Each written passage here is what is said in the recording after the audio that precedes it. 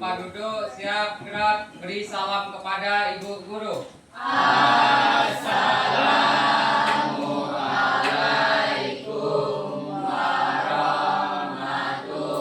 warahmatullahi wabarakatuh. Waalaikumsalam warahmatullahi wabarakatuh. Berdoa mulai.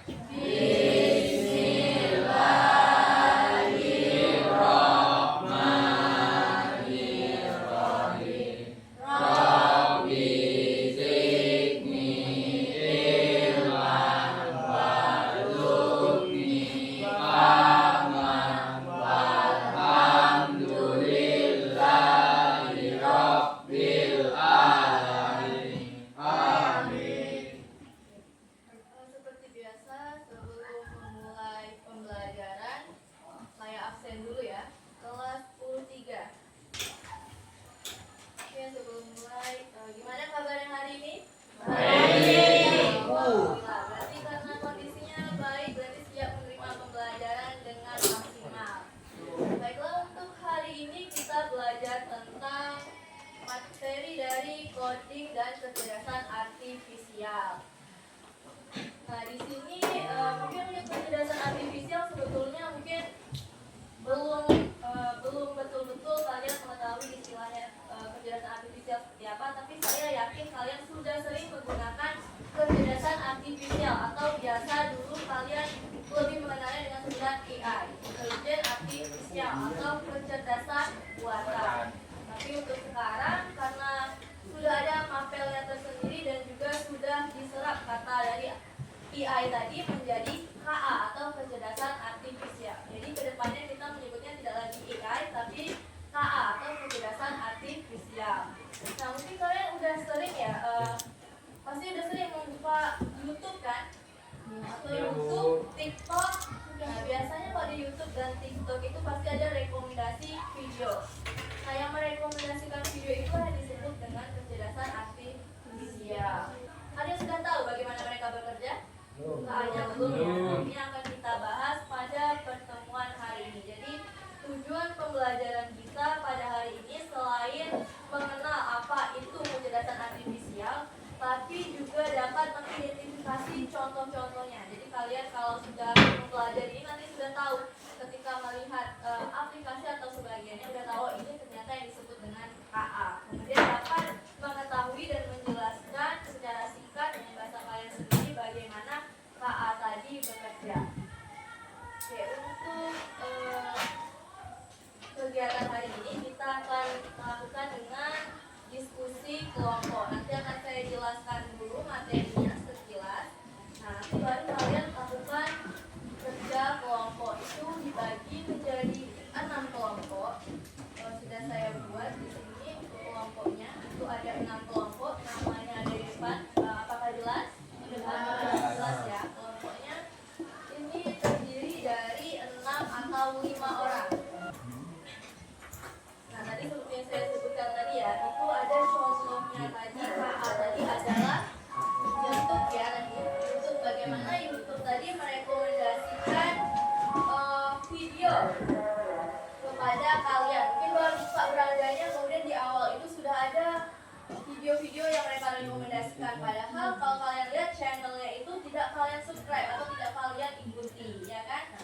Sama dengan TikTok, ketika kalian buka TikTok pertama kali, bisa aja video yang pertama kalian lihat itu bukan dari akun yang sudah kalian ikuti, tapi bisa saja direkomendasikan dari TikToknya sendiri. Nah, kita lihat bagaimana nanti TikTok itu merekomendasikan video untuk kalian. Sebelumnya kita bahas dulu secara singkat apa itu yang dimaksud dengan kecerdasan artifisial. Ini kita belajar bagaimana sebenarnya KA bekerja. Ini yang mungkin penasaran. Nah, yang pertama kita tahu KA itu perlu bahan bakar. Apa bahan bakarnya? Bahan bakarnya merupakan data. Data ini bisa berupa teks, bisa berupa angka, bisa juga merupakan suara atau mungkin gambar. Jadi datanya itu tidak hanya berpatokan pada satu hal. Jadi bisa saja dia teks. Kalian masukkan mungkin sebuah paragraf, itu termasuk ke dalam data. Kalian masukkan suatu angka, maka dia juga termasuk data. Ketika kalian masukkan gambar juga itu termasuk data. Nah, yang kemudian ada namanya algoritma. Jadi algoritma itu seperti peta bagi kecerdasan artifisial. Algoritma ini yang membantu bagaimana nanti KA itu bekerja. Mereka yang memberikan aturannya itu berada pada algoritma. Jadi seperti peta. Kalau kita mungkin datang ke suatu daerah yang baru, kita nggak tahu letak suatu tempat atau sebagainya. Yang pertama kita lihat itu adalah peta. Peta itu yang mengarahkan kita ke tujuan kita. Jadi sama seperti peta untuk kita, algoritma itu peta untuk KA tadi. Nah, kemudian proses kerjanya. Nah, di sini ada 3 tahapan untuk proses kerja KA.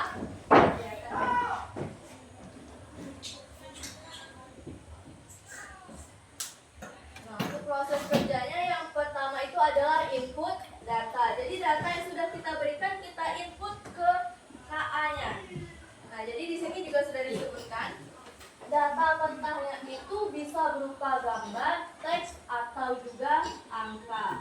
Nah, kemudian nanti ke tahap 2 yaitu pelatihan model atau training. Nah, di sini algoritmanya tadi berfungsi. Jadi dengan algoritma tadi KA itu memproses dan menemukan pola dari data-data yang dimiliki. Mungkin kalian memberikan 1000 foto binatang. Kalian minta berapa banyakkah foto anjing dalam situ? Maka kita inputkan datanya berupa foto tadi, kemudian ciri-ciri dari anjing tadi mungkin. Nanti mereka baru atau mungkin ciri-ciri kucing kita tanya tentang kucing. Nanti kemudian dialgoritmakan oleh KA-nya, algoritma yang bekerja sehingga nanti akan keluar prediksi atau outputnya berapa banyak mungkin foto kucing yang ada di kita berikan tadi atau berapa banyak foto binatang lainnya. Oke, untuk materinya ada yang ditanyakan? Kalau tidak ada, silakan tutur kelompoknya dulu. Nanti saya jelaskan tentang LKPD-nya. Itu sudah ada tujuan pembelajaran kita, sudah saya tuliskan. Kemudian ada studi kasusnya ya. Ya, ada studi kasus di LKPD-nya. Studi kasusnya Studi kasusnya silakan kalian baca per kelompok, baru nanti dijawab pertanyaan yang ada. LKPD-nya itu ada 3 jenis ekor. Jadi studi kasusnya itu untuk 1 soal 2 kelompok. Jadi belum tentu nanti kelompok 1 dan kelompok 2 belum tentu sama. Jadi kelompok 1 mungkin sama dengan kelompok 5 studi kasusnya. Oke, jadi di situ ada 3 studi kasus. Kalau tidak salah yang 1 itu tentang streaming, yang kedua itu chatbox. Jadi KA yang biasa kita gunakan kalau untuk ngechat dan sebagainya. Nah, kemudian yang ketiga itu kalau tidak salah tentang online shop. Kalian baca studi kasusnya, kemudian pahami soalnya yang diminta itu apa. Kalau tidak paham silakan bertanya.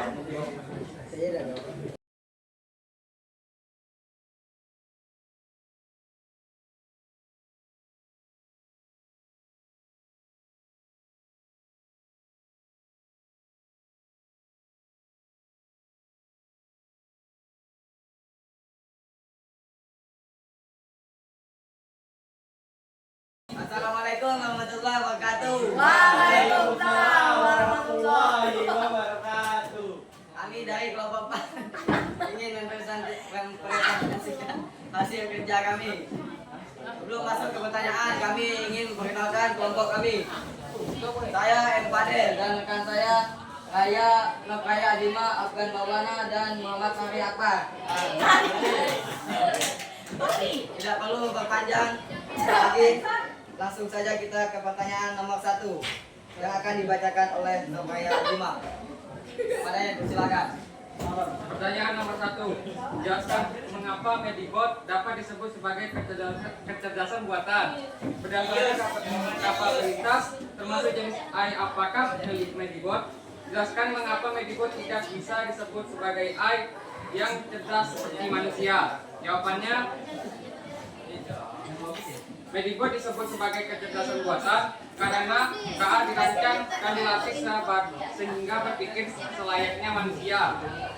Medibot termasuk jenis KA yang dirancang hanya untuk menyelesaikan satu tugas spesifik saja. Karena KA tidak memiliki emosional dan rasa empati seperti manusia, masih berdasarkan pembuatan KA. Untuk pertanyaan nomor 2 akan dibacakan oleh saudari Afgan Maulana.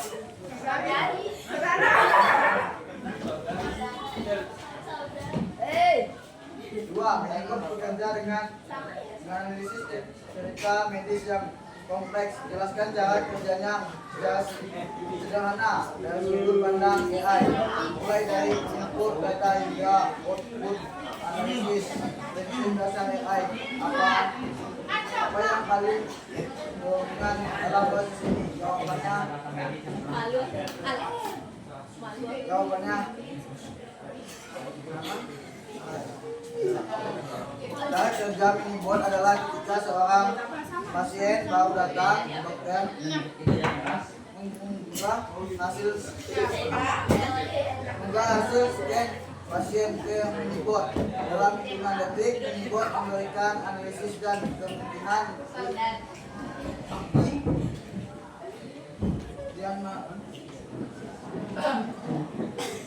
analisis yang paling akurat berdasarkan data yang telah dipelajarinya.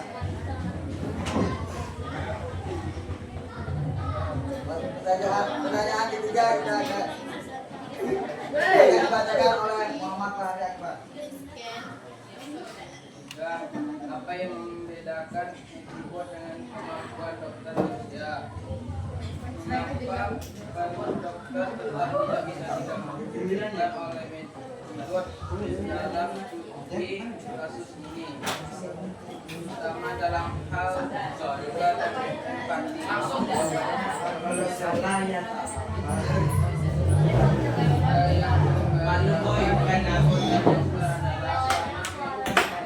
Tidak mengenalkan emosi, tidak bisa mengambil keputusan secara logis, juga kurang pengalaman karena menjibot banyak dibuat secara data. Saya kembali kepada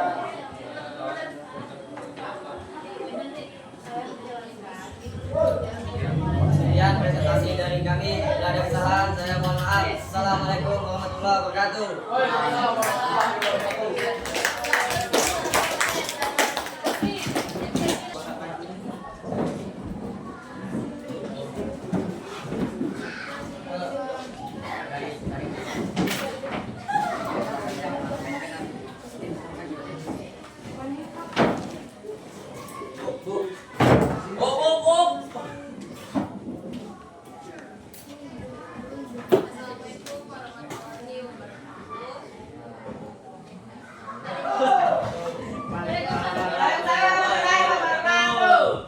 Sebelumnya kami dari kelompok 3 ingin mempresentasikan hasil diskusi kami. Sebelumnya kami akan memperkenalkan anggota mulai dari saya Izatul Rasida. Saya Dwi Syarifaidah. Saya Fitri Batasari. Baik, kami akan menjelaskan dan menjawab pertanyaan. Yang pertama akan dijawab oleh Dwi Syarifaidah. Dwi Syarifaidah. Pertanyaan pertama, sistem kecerdasan artifisial apa yang digunakan pada kasus di atas? Sistem kecerdasan artifisial yang digunakan pada kasus di atas yaitu artificial narrow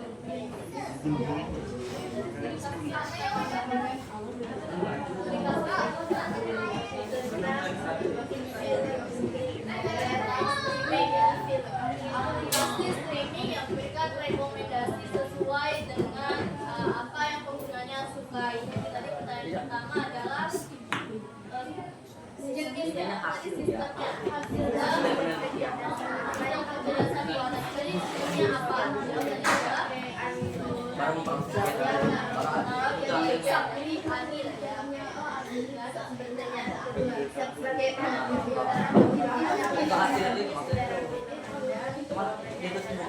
Caranya yaitu dengan menganalisis riwayat tontonan Anda, kemudian film yang disukai, rating yang Anda berikan kepada perilaku pengguna lain yang memiliki selera sama.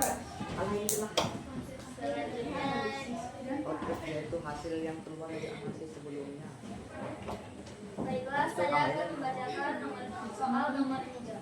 Soalnya yaitu, jika kamu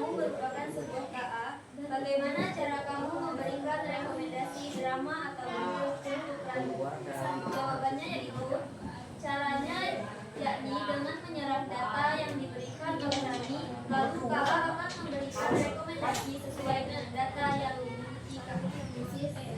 Baiklah, selanjutnya akan disampaikan oleh Bila saya membacakan nomor 4.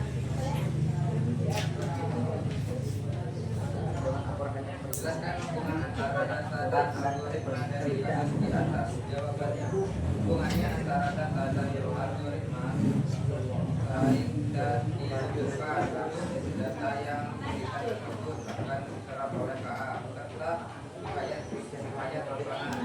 Itu pilot yang disukai dan diberikan, lalu dari data tersebut akan terbentuk algoritma yang akan mengandung KA untuk memproses data dan mencapai tujuan. Baiklah, inilah jawaban dari kelompok kami. Selanjutnya kami buka forum pertanyaan untuk kelompok dari kelompok 1 sampai kelompok 6. Apakah ada yang ingin bertanya? Kelompok 1 dan kelompok 6 setelah sesi tanya jawab dari kelompok 3. Silakan yang ingin bertanya atau ingin menanggapi hasil diskusi mereka. Tadi kelompok yang dengan soal yang sama kelompok berapa? Kelompok 2 ya? Nah, kelompok 2 ada tanggapan nggak? Mungkin ada yang berbeda hasil diskusinya. Kelompok lain gimana? Ada tanggapan? Ada yang ingin ditanyakan? Karena kan hasil berbeda. Mungkin ada yang ingin ditanyakan. Ada yang ditanyakan? Udah rapat semua nih kayaknya. Ya, tidak ditanyakan? Siap, kelompok 3. Tidak ada yang ingin ditanyakan. Kami akhiri dengan ucapan wassalamualaikum warahmatullahi wabarakatuh. Waalaikumsalam.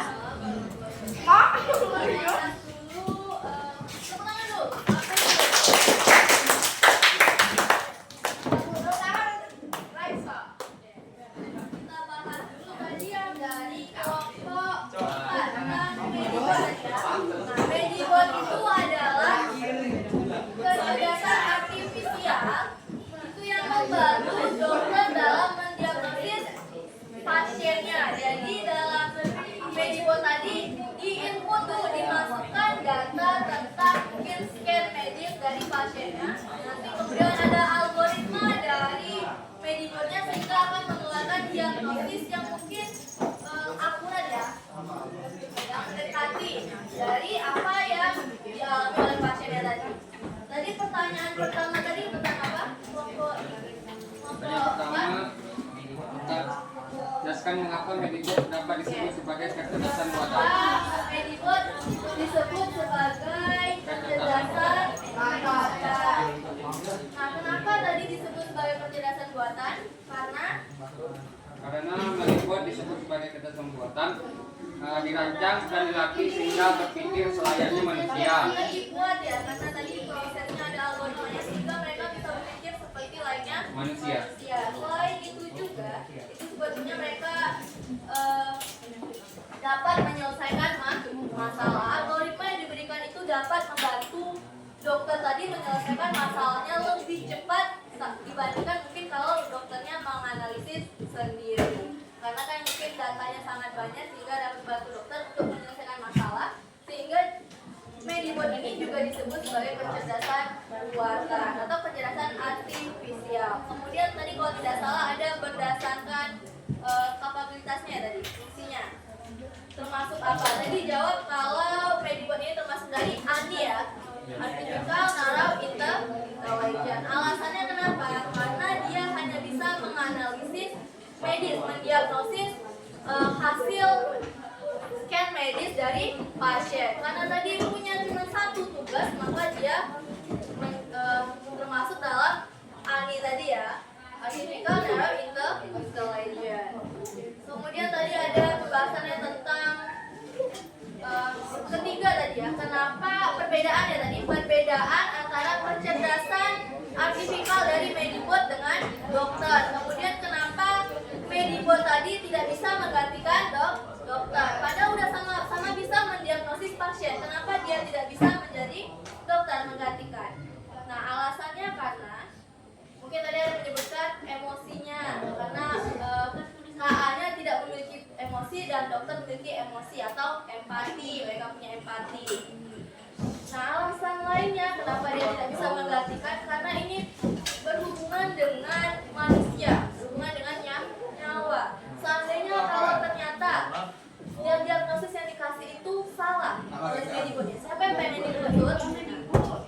Ya kan, siapa yang pengen dituntut nanti kalau ternyata diagnosisnya salah, sehingga nanti mungkin ke depannya ada proses perawatannya mungkin yang salah, tidak sesuai, sehingga bisa menyebabkan hal yang tidak diinginkan. Nah, kalau untuk mediknya apakah bisa dituntut?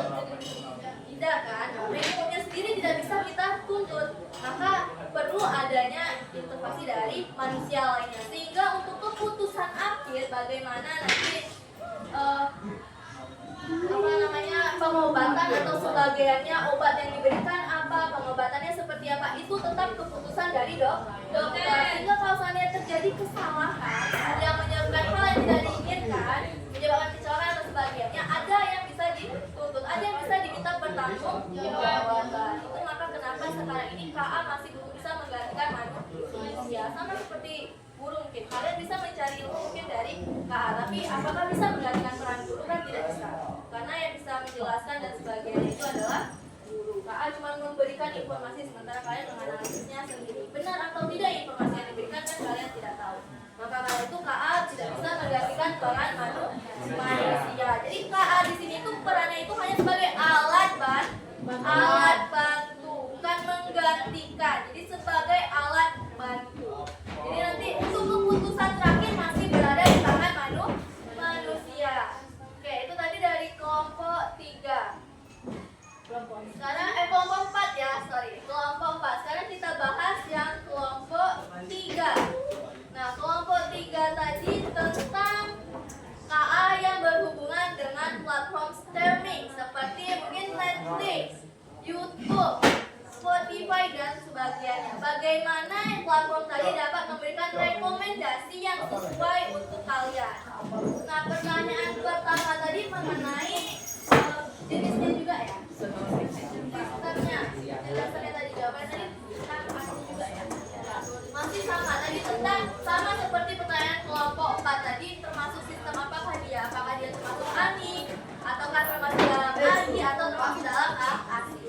Nah, jawabannya adalah sama seperti kelompok 3, itu masih termasuk artificial narrow intelligence karena tugasnya hanya satu, yaitu merekomendasikan.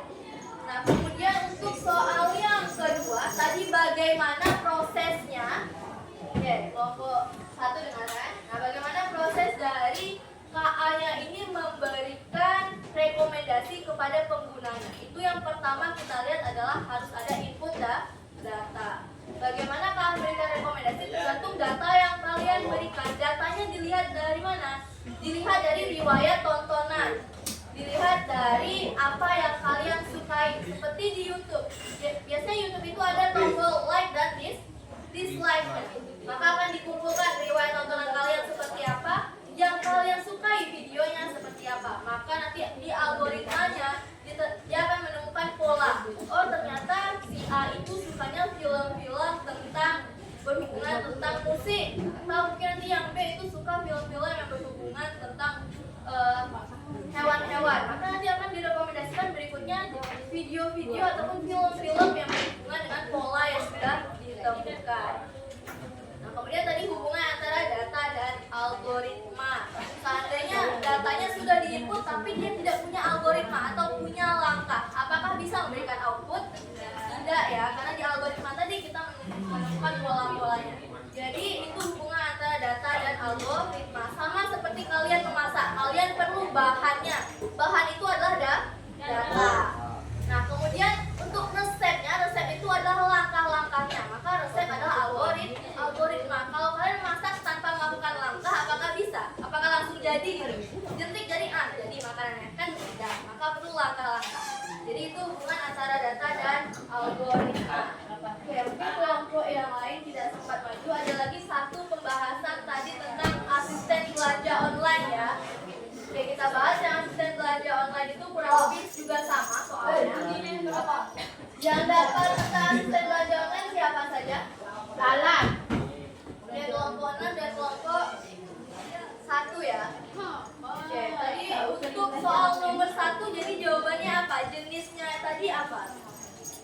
Apakah termasuk dia dalam artificial narrow intelligence ataukah termasuk dalam general KA-nya?